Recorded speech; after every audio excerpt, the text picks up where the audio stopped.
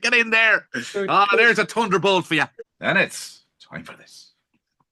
Dine in Cinemas Bundoran. Now serving pizza, hot dogs, ice cream, and more. To your seat. Find out more at Eclipse. Wow, some people say it's the best time of their week. I wouldn't agree. No. Collie joins us with the latest from Eclipse Cinemas in Bundoran. That's a great tan you have. Thank you very much. Yes, it is the tan of, well, I was going to say ginger people, ex-ginger people of a bit flushed around the edges, but it's been, an amazing couple of days up here in beautiful Bundoran, Ireland's surf capital.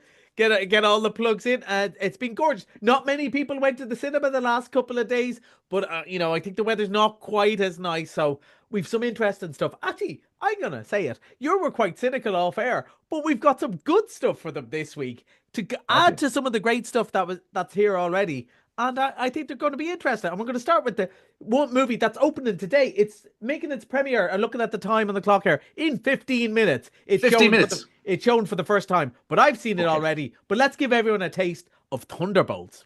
The Avengers are not coming. Who will keep the American people safe? Us? Why, you got someplace to be? None of us can fly. We all just punch and shoot. Oh, yeah! Alexei, have you slept? I'll sleep when I'm dead. I'd like not to die today. Thunderbolts. In cinemas now. Live with it forever. Okay. Actually, some cracking actors in this. Really, really good. And I'm going to get to that. And funny, that clip isn't totally representative of it, because it's far funnier than this. And it's the idea, look, it's not a new idea. We had it with the Dirty Dozen, the Magnificent Seven, all that sort of stuff. It's, a ragtag gang of people. But in this case, people who a lot of them we've seen in other movies, but they've been the bad guy in the movie or one of the side characters in the movie, and they're all together, and the big heroes are all left. And suddenly you have all of these slightly shop-worn, I think they would put, superheroes. And, even they're having an argument going, well, what do you do? And they're kind of going, well, really, we just punch and shoot people. We don't really have that many special powers. Nobody here flies. No. And they're all kind of giving out to each other that they're minor heroes rather than superheroes. Okay. And they get together. They're set up for a trap, and then they get together to solve the problem. And I'm not going to do any spoilers.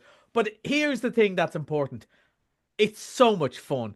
It is laugh out loud funny. It's surprisingly moving. And the reason for that is exactly what you said about great actors, particularly Florence Pugh. Now, Florence Pugh also, did lots of stuff like real art house. She did quite a few movies in Ireland, actually, really, weird arty movies. She's done some massive Hollywood blockbusters like Oppenheimer. Last seen in the romantic comedy, We Live in Time, which she's brilliant in it. So she can just about do anything. And here she's playing a slightly depressed action hero, which shouldn't be any good.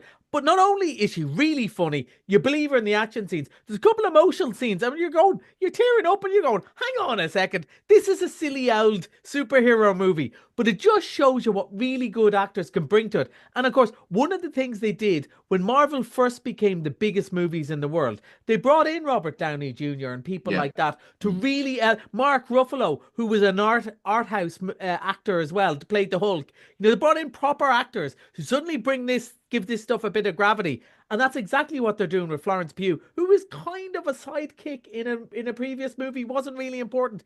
And it was just so much fun. Now, if this was just me, because I'm always trying to be positive, and a couple of months ago, we talked about a movie called Captain America.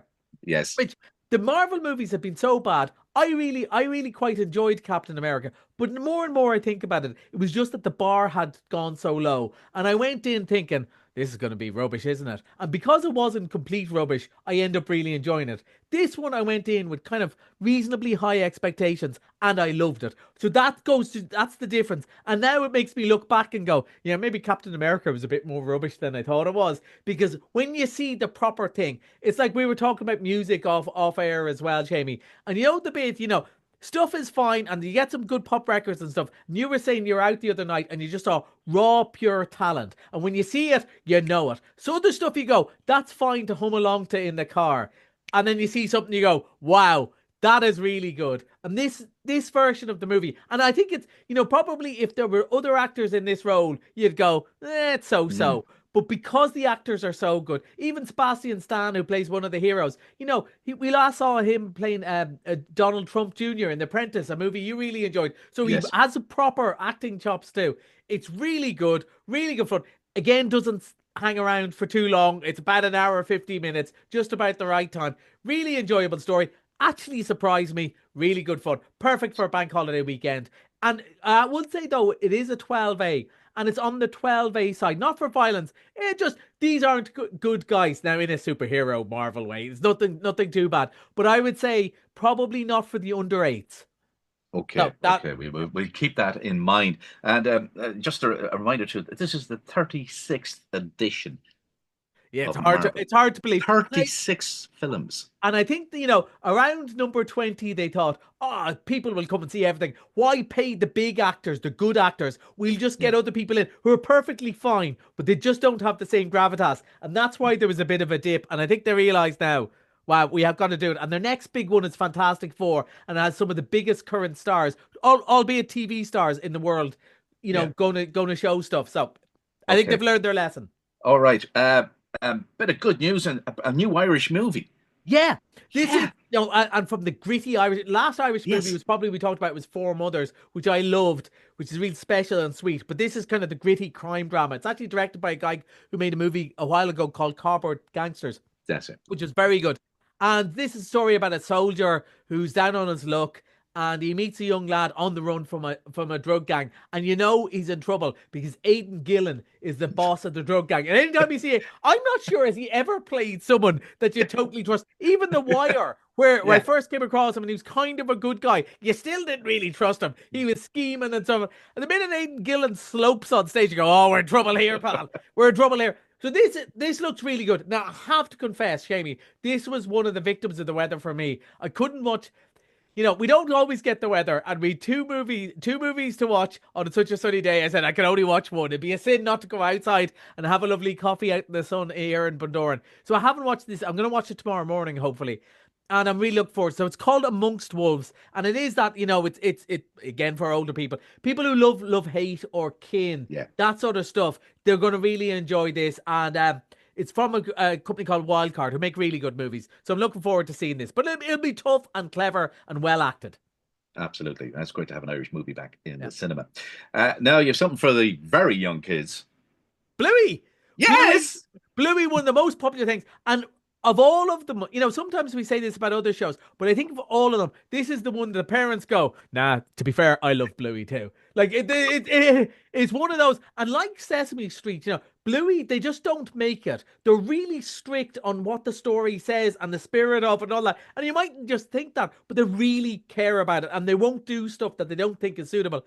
Now, this, full disclosure, this is a collection of things that would have been on streaming or on TV before, put together. It's all about cooking and all about Bluey and food and stuff like that. And I think really what to think, we're getting a proper full-on Bluey movie soon. But this is for, I think, again, people, maybe young people, little ones to go to the cinema for the first time for something they know. All the tickets are only $3.95, like, so it's only an hour.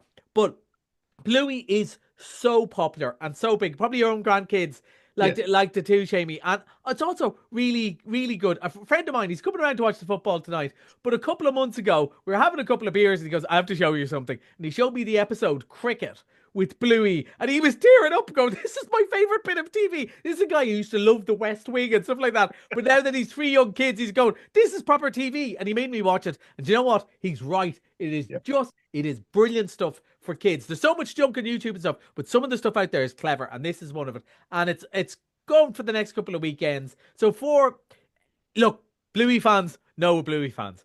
I love it. Right, now you're bringing, you have Conclave. Conclave. There's so many people. You had to. So many people asked. Poor old Pope Francis hadn't shuffled off his mortal coil for long. People were texting me. I was going, maybe a bit soon.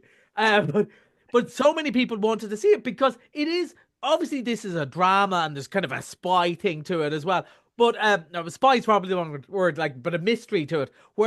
But but the whole intrigue and how they vote is all done the way it's done in real life. So many people wanted to see the inside of it. And even at the funeral, I don't know if you remember, we were talking when this movie first came out about the shots of the priests in all the regalia and the bishops, but with their mobile phones or having a cigarette. And then there was all those photos from the funeral recently, and it was very much that world, the ancient and the modern put together. It's a brilliant movie for anyone who hasn't seen it.